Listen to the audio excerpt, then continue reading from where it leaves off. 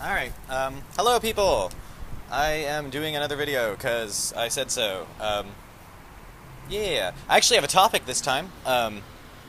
So, I talk a lot about spirit guides when I'm talking to people. So, like, for instance, like with friends and family and things like that, if people ask me for advice or say, like, they've got something going on in their life and they tell me all about it, I'm typically gonna say, hey, do you mind if I like reach out and communicate with your spirit guides and see if I can get some clarity?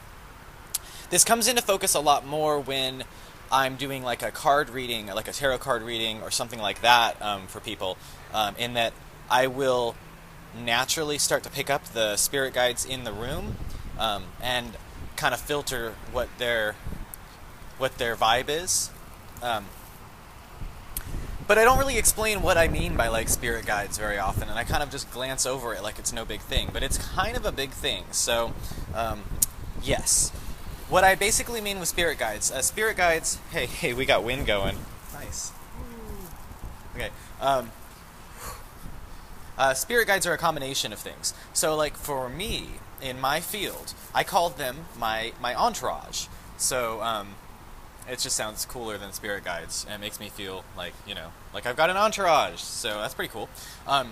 What they do for me is, like, consistent. Like, every single day, throughout my day, they're around me.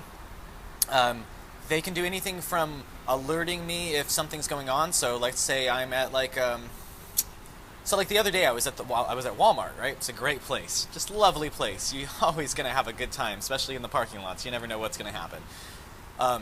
And I was walking back to my car in the parking lot, of course, and I saw like some people kind of arguing, like a couple, and they kind of had like a little bit of a tweakery vibe going, and they were arguing with each other, and my guides were really clear, really fast, basically giving me the symbol of like, go around them, don't get in their bubble, don't even let them really see you. So I kind of took a further way around to get to my car, and kind of kept like a bubble around them, The person behind me did not, and like kind of walked like within 2 feet of where they were arguing, and they just like, as soon as somebody came near them, they flipped out, like elevated from like here to like here, like immediately.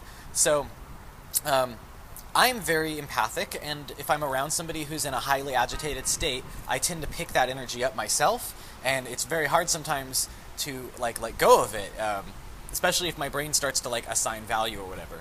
That's off topic. The point is, the spirit guides help me in that area. The entourage gives me warnings, gives me advance notice about things. They also are very good at letting me know other people's intentions towards me. So as I'm getting to know people or meeting new people, my entourage can kind of figure out where they're at vibrationally and what, like how that's going to affect me. So, or how I'm going to affect them.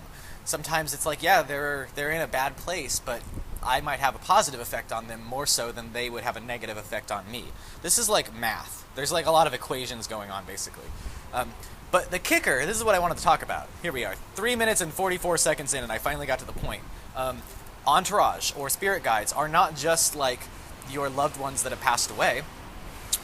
They're not limited to that, is what I mean. They will often include that. Like, for instance, my entourage has my my grandfather's mother, so it's like my great-grandmother, I guess. She's in there. She has a very consistent pattern. When she's trying to get my attention, sometimes I'll smell a certain perfume that's definitely from her. So that's one of them. So there's like living, people that were once living that knew me that are in my entourage. Then there's people that I knew in other lives that aren't living in this life at all.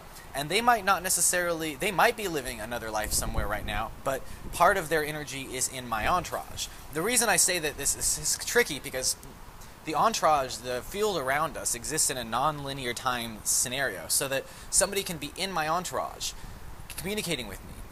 That same soul can have a reincarnation going on right now. So part of them can be in my entourage, and another part of them could be walking around in another person's body, It's tricky, the whole linear time thing. It makes us so fixated on, like, start, middle, end kind of a thing. And the world doesn't really work that way. It's a little bit more fluid. But my point about the entourage and the spirit guides is that you need to be open to them. You need to like tune to them. I use crystals. I meditate. I do my own card readings. I use a Tibetan bell to kind of clear energies. Listen to your guides. My guides, or my entourage, also includes some off-planet beings that have never been human, ever. And they're kind of in a higher vibrational state in that I can't pick them up all the time.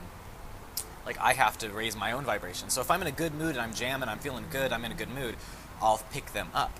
When I'm like, I guess Abraham Hicks would say, like, when I'm out of the vortex or whatever, it's a little more challenging for me to pick them up. So I found, and I'm not saying you have to stay in that good mood all the time. Bob Ross, I was watching him paint last night, as I do on Twitch often when I'm bored, and Bob Ross said something very interesting, in that you need the dark in order for the light to show. And so when he was painting, he had all this dark color going on, and he was adding these little light colors to it, and he said, you don't want to get rid of all of the dark, because then the light won't show. We needed that dark to create the contrast. Think about that. You know, internally, in our own lives, sometimes we need our own darkness to create the contrast so that we can identify ourselves better. Sometimes we need the darkness around us to create that contrast so that we can realize where we stand. I think that sometimes your spirit guides may not actually always be super 100% always positive. There are times where they may be more, I'm not going to say of the darkness, but they're going to be a little bit more in the gray area, where maybe they aren't going to stop you from making a mistake, because maybe that mistake, so-called mistake, is something that helps you learn and changes your personality. So, like, you think, well, my spirit guides didn't prevent the car accident that I was in a year ago, or something like that. If you learned from it, and if that car accident changed you, you were supposed to go through that. So your spirit guides are not just going to make your life perfect and give you everything you need. Well, no, they'll give you everything you need, but they won't give you everything you want.